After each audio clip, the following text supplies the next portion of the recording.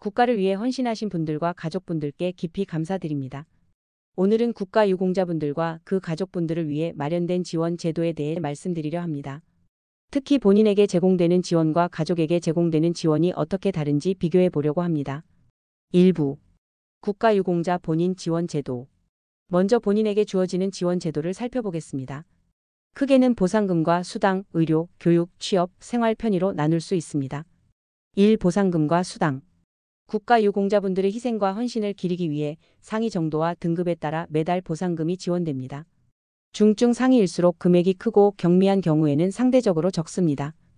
여기에 생활조정수당, 간호수당, 보철구 수당 등이 더해질 수 있습니다. 금액은 매년 보훈처 기준에 따라 달라지기 때문에 정확한 액수는 별도로 확인하셔야 합니다. 2. 의료 지원. 보훈병원이나 지정위탁병원에서 진료를 받을 때 본인 부담금이 크게 줄어듭니다. 또 의수, 의족, 보청기, 휠체어 같은 보조기구가 지원되며 상위 정도가 심한 경우 보철용 차량이 지원되기도 합니다. 단, 모든 분들께 차량이 제공되는 것은 아니고 등급 요건을 충족해야 가능합니다. 3. 교육 지원. 본인이 학업 중이라면 중학교부터 대학교까지 등록금 면제가 가능합니다. 또 학습 보조비가 별도로 지원됩니다. 4. 취업 지원. 공무원 시험이나 일부 공공기관 채용 시 가산점이 부여되고 특별 채용 기회도 제공됩니다. 하지만 모든 시험에 다 적용되는 건 아니고 시험 종류에 따라 제한이 있습니다. 5. 생활 편의. 국립묘지 안장 자격, 일부 고속도로 통행료 감면, 공공문화시설 우대 이용 제도도 마련돼 있습니다. 이 역시 특정 상위 등급 이상일 때 적용되는 경우가 있으므로 반드시 개별 확인이 필요합니다. 2부 가족과 유족 지원 제도.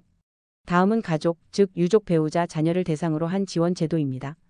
1. 유족 보상금. 국가유공자 본인이 돌아가신 경우 유족에게 유족 보상금이 지급됩니다.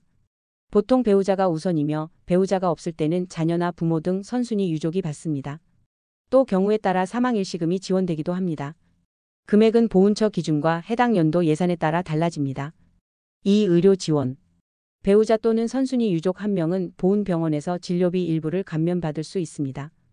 일반적으로 60% 수준으로 알려져 있지만 항목 병원별로 감면율은 달라질 수 있습니다. 전액 면제가 아니라는 점 꼭 참고하셔야 합니다. 3. 교육 지원. 자녀는 등록금 면제와 학습 보조비 지원을 받을 수 있습니다. 예를 들어 대학생 자녀라면 등록금 전액이 면제될 수 있습니다.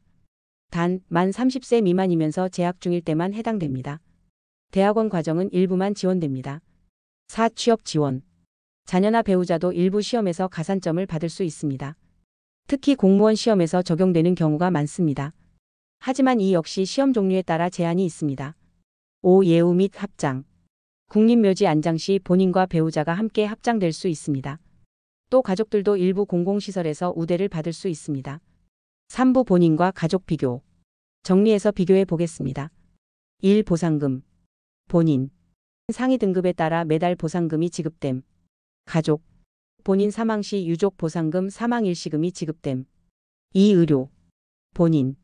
진료비 대부분 지원과 보철구 차량 지원 조건부. 가족. 배우자 유족 한 명에 한정, 일부 감면만 가능. 3. 교육. 본인.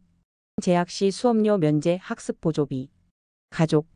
자녀 등록금 면제 만 30세 미만 재학 조건 대학원 일부 지원. 4. 취업. 본인. 가산점 특별 채용. 가족. 자녀 배우자 일부 시험에서 가산점. 5. 생활 편의. 본인. 국립묘지 안장 교통 감면 조건 있음 문화시설 우대. 가족. 배우자 합장 일부 시설 우대. 4부. 실제 상황 예시. 예를 들어 한 국가유공자 어르신이 계십니다. 이분은 보훈병원에서 진료비를 거의 부담하지 않으시고 휠체어 같은 보조기구 지원도 받습니다. 또 매달 보상금이 생활비에 큰 도움이 됩니다. 그런데 이분이 돌아가시면 배우자는 유족 보상금을 받게 됩니다. 병원에 가면 일부 감면 혜택이 있지만 나머지는 본인이 부담하셔야 합니다. 자녀가 대학생이라면 등록금 면제를 받지만 졸업하거나 나이가 지나면 더 이상 해당되지 않습니다. 이렇게 보면 본인 지원은 생전생활 안정에 초점이 맞춰져 있고 가족 지원은 사후 보상과 제한적 지원에 초점이 맞춰져 있다는 걸 알 수 있습니다. 5부. 알아두셔야 할 점. 1. 조건이 따른다. 교육, 취업, 의료 지원은 나이, 재학 여부, 상위 등급 등 조건이 있습니다. 이 지역마다 다르다. 중앙정부 지원 외에도 지자체에서 명예수당이나 추가 교통 지원 같은 제도를 운영하기도 합니다. 금액과 대상은 지역마다 다르기 때문에 반드시 확인이 필요합니다. 3. 개별 확인은 필수. 따라서 시청자분들께서는 꼭 보훈지청이나 지자체 복지과에 문의해 보셔야 합니다. 6부. 정리와 마무리. 본인은 생활 전반에 걸쳐 폭넓은 지원을 받습니다. 가족은 유족 보상, 교육 취업 일부 지원을 받을 수 있으나 조건이 많습니다. 모든 지원은 헌신에 대한 예우의 의미에서 제공되며 실제 적용 여부는 개별 상황에 따라 달라집니다. 오늘은 국가유공자 본인과 가족분들을 위한 지원 제도를 비교해 보았습니다. 다시 한번 나라를 위해 헌신하신 모든 분들과 그 가족분들께 깊은 존경과 감사를 드립니다. 오늘의 내용은 여기까지입니다.